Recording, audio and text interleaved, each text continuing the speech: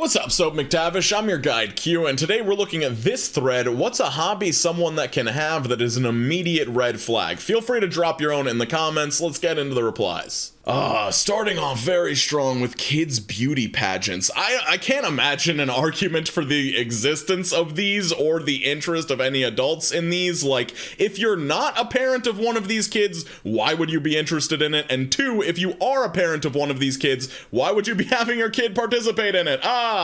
Guy who spends hours each week on Instagram commenting, liking, and DMing random models they never met. I see these guys all of the time, and a lot of them have like their real face as their profile pic, and some of them even have their real name as their freaking username. If anybody's ever met somebody who does this in real life, please make yourself heard, because I don't interact with these people ever. Like, I would never meet anybody that admits to it, but they must be among us somewhere, because there's literally millions of them. There was a post of a guy that was angry at his mother because her hobby was to find random people on the net, find everything about them, and message them about it. Okay, so cyberstalking is one thing. It's another thing to, like, think that the person you're stalking wants a message from you with all this info. Like, I don't get the logic, but this is getting more and more popular. Like, I don't know if anybody's seen these, like, speed runs out there, but I saw a guy that found a video of a girl vaping in her school bathroom, which is a stupid thing to do and post on the internet,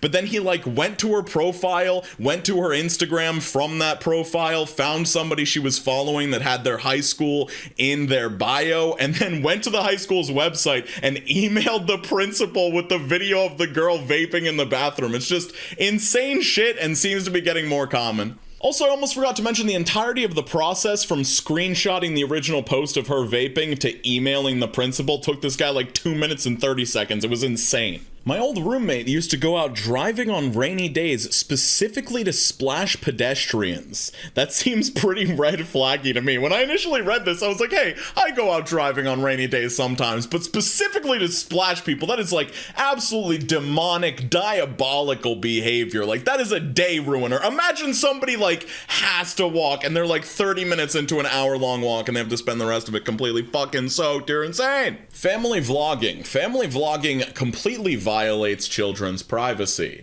Using kids to shore up your online presence is not okay. And I completely agree, and my feelings against family vlogging have only gotten stronger as I've gotten older. Like, I used to think that there may be an ethical way to do it, but now I'm really not so sure. I feel like filming intimate moments, even if it's like family fun or whatever, you're just like detaching these kids from having a genuine experience where they're not thinking about thousands of people watching them on the internet. Even if it's only dozens of people, that's still just like strange for a kid to have to conceptualize or deal with as an older person looking back on their childhood and seeing like, what the fuck, dude? Like, why wasn't I allowed to just grow up normal? Oh, I'm sorry, when I read this, I just had to laugh my ass off. This person wrote dog fighting, which is like obviously a horrendous, morally reprehensible thing to do, but like, one, a hobby? I guess it could be a hobby, but like, two, a red flag. I don't know about you guys, but I was kind of under the impression that red flags were like things that you could maybe pass off as mundane, but like secretly they're sort of a key into somebody being a bad person.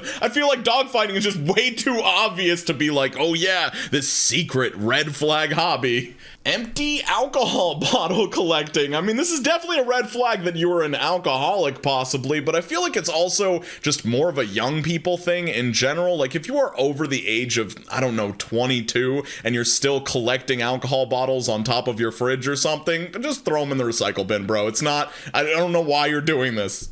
Adopting too many kids/animals, especially when you can't afford them. I feel like the kids one is very obvious, but the animals one is definitely also a major red flag. I think people just like get addicted to acquiring a new animal and the excitement of that rather than like the reality of having like 15 freaking pets. And I'm not going to call out anybody by name because I can't know how neglectful these people are, but this is an extreme problem in the pet tuber community, because guess what? You're going to get a lot more views showing off your new pet than maybe covering something about an existing pet. And I've seen this get so bad to the point where it's like adopting 10 new animals or like my 15 new fucking snakes or whatever it might be. This reply is just one word and it is gambling, and I absolutely agree. As somebody who's had like a small issue with gambling in the past, I feel like it's so difficult to just take a casual interest in gambling and have it not turn into a problem, because it just seems incompatible to me. Like, either you get a thrill from putting your money on the line and you get addicted to that thrill, or you don't get a thrill from putting your money on the line, and in that case, why would you continue to do it? So like, yeah, I just don't know how somebody can be casually into gambling. Q here chiming in again, with one exception: if you're able to exclusively gamble with inconsequential amounts of money. But I feel like that is a slippery slope to upping those bets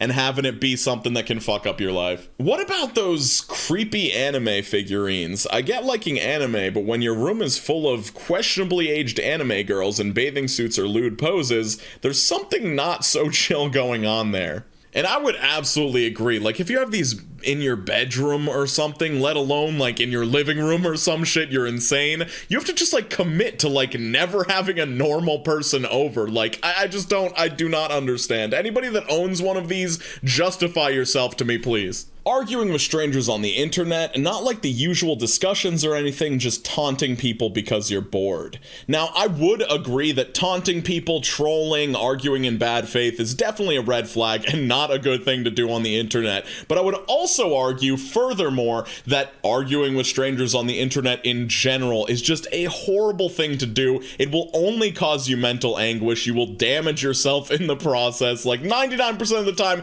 best move is to just not engage. Anything that they really can't afford. Making 50k but collecting Rolex watches, red flag. Making 40k but always buying haute couture fashion items, red flag. Making any amount of money and into Warhammer, red flag. There have been so many strays thrown at like Warhammer, CSGO, Dota, League of Legends. Like, these are all red flag hobbies, obviously. But as far as like the stuff that you can't afford, I don't know if I'd consider it a just straight up red flag. I'd guess maybe like a financially irresponsible red flag, but I don't know if I'd judge somebody as a bad person just because they're bad with money.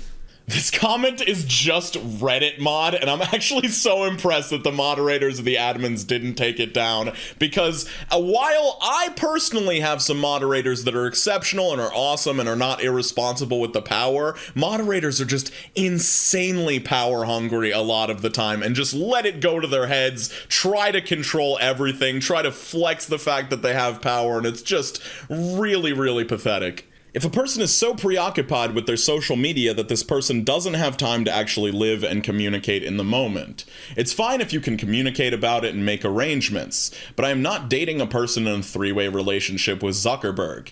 I would be totally fine with a person that has to be heavy social media presence for work, but I would want to be able to set boundaries that work for both of us on it. God, this one is impossible to comment on because it's such a deep issue. I end up getting like 5 minutes deep into commentary just thinking about it. But anyway, it's definitely a red flag if somebody's like more interested in capturing a moment and making sure it's perfect for social media than actually experiencing it. And additionally, people that just like spend way too much time online, specifically like partaking in online discourse and like interacting with online communities, because I feel like your perception of what the world is actually like and what conversations are actually like can be deeply warped by exclusively conversing online. And even though I already did my commentary, here's a reply to that last red flag we looked at. Yeah, my sister-in-law talks about influencers as if they are friends IRL. I can't have a conversation with her without her taking out her phone and showing me someone she followed before they got famous. It's exhausting and honestly awful to talk with her.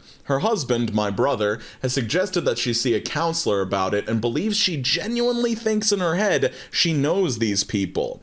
Edit, guys, she's in her late 40s. Yeah, this is not good. I mean, parasocial relationships in general are pretty dangerous and scary, but if it gets to the point where your husband is suggesting you seek counseling about these delusions, like, that is rough. And to a lot of people, this is going to be super obvious, but just in case there's anybody out there that needs to hear this, you will never, ever in a million years truly know any content creator, influencer, personality on the internet. Like, I pride myself on trying to be as candid and, like, genuinely myself in my videos as possible, and it's still just a small fraction of who I truly am. Like, I've made hundreds of connections in real life, and I would say there's probably only 8 people in the world that actually know me as a person, and like 3 of those are my immediate family members. Oh, why is every reply triggering me into an unhinged rant? This is, given the number of people saying taxidermy here, I'm gonna say true crime worshipping, and I could not agree more.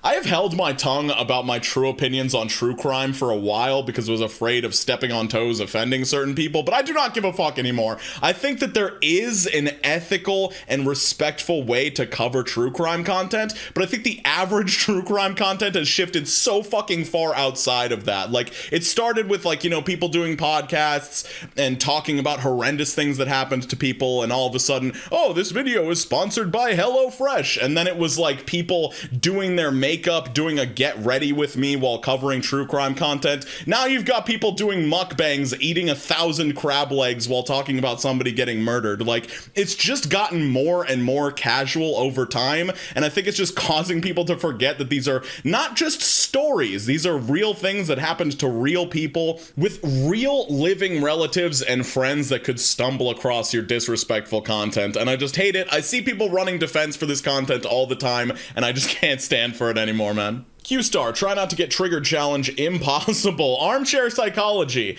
People who consume mental health media and they diagnose everyone with something that usually trends at the moment. It's super toxic, irresponsible, and can stigmatize people and relationships. I think this is absolutely true. Like, there have undoubtedly been many positives to people learning more about mental health online, but obviously with that, there are bad actors that spread bad information, like over-pathologizing regular behavior and like convincing people that they have certain diagnoses when they've never even spoken to a professional about it. Just like tons of potential for people to mislead others, and I dislike it a lot. I've got a video on the biggest red flags men recognize in other men from askreddit on top, 15-second horror movie reviews on the bottom. Very fun video. I will never stop promoting it. Hope everybody's doing super well. Channel members on the left, love you guys. I'll see you guys super soon. Make sure you're skating on to the best of your abilities and drinking a lot of water. I'll poop it again.